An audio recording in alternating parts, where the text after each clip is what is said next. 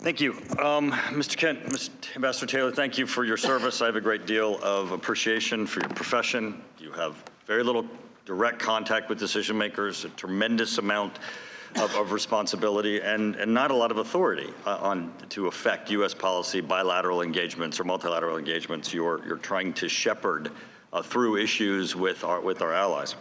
One example of that, Ambassador Taylor, is that you testified in your prior testimony that you have not had any contact with the President of the United States. Is that correct? That's correct, sir. Ms. Taylor, Mr. Kent, have you had any contact with the President of the United States? I have not. So not only no conversations with the President of the United States about Ukraine, you've not had any contact with the President of the United States, correct? That's correct. Okay. So you both know that this impeachment inquiry is about the President of the United States, don't you? I mean, the man that neither one of you have had any contact with, you're the first up witnesses. I just find that a little amazing that the first up would be two people who've never had any contact with the president himself. Now, Kurt Volker did have contact with the president and contact with the president on Ukraine. Mr. Ambassador Taylor, you said that he's a man of highest integrity. Well, I know Kurt Volker, and I know he served as the NATO ambassador. He served as the director of the McCain Institute. He's the highest professional ethics, one of the most knowledgeable people about Europe. He's absolutely a truthful man. Mr. Kent, would you agree with Ambassador Taylor that he's of the highest integrity? I believe Kurt Volker has served the U.S. as a public servant very well.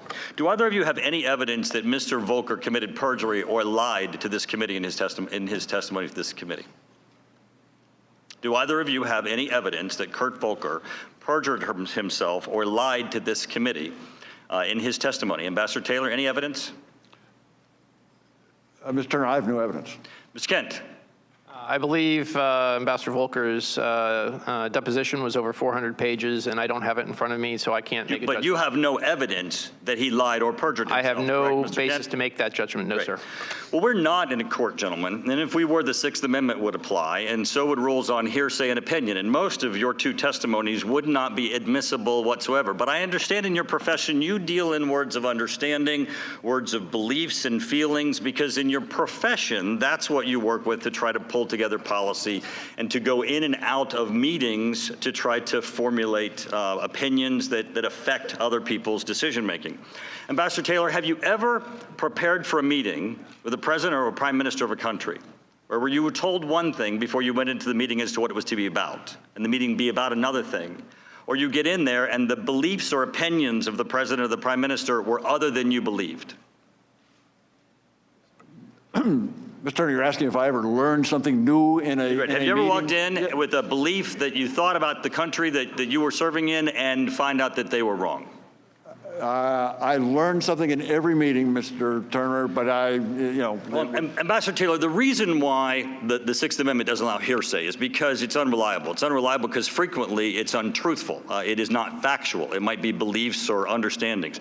Ambassador, you testified about a number of things that you heard. Isn't it possible that the things that you heard were not true, that some of the beliefs and understandings that you had are not accurate, that in fact you're mistaken about some of the things that you testified today on a factual basis versus a professional assessment?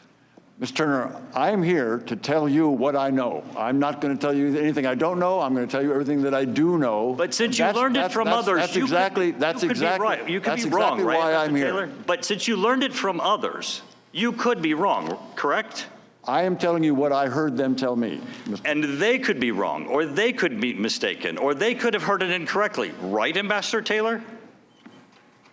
People make mistakes. Right, so you could be wrong. I yield the rest of my time to Thank you, gentlemen, for yielding. Ambassador Taylor, the gentleman asked if you could be wrong. Were you wrong when you said you had a clear understanding that President Zelensky had to commit to an investigation of Biden's before the aid got released, and the aid got released and he didn't commit to an investigation?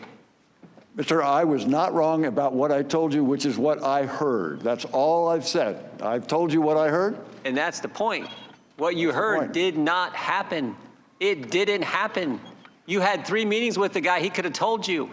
He didn't announce he was going to do an investigation before the aid happened. It's not just could it have been wrong. The fact is it was wrong because it didn't happen. The whole point was you had a clear understanding that aid will not get released unless there's a commitment not maybe, not I think the aid might happen, and it's my hunch it's going to get released. You used clear language, clear understanding, and commitment, and those two things didn't happen, so you had to be wrong. Mr. Jordan, the other thing that went on when that assistance was on hold is we shook the confidence of a close partner in our reliability. And That's not what this proceeding's about, Ambassador The gentleman Taylor. has expired. Ambassador That's Taylor, not what this whole thing started on. Time of the gentleman has expired. Ambassador Taylor, did you want to finish your answer? No, that's good, Mr. Chairman.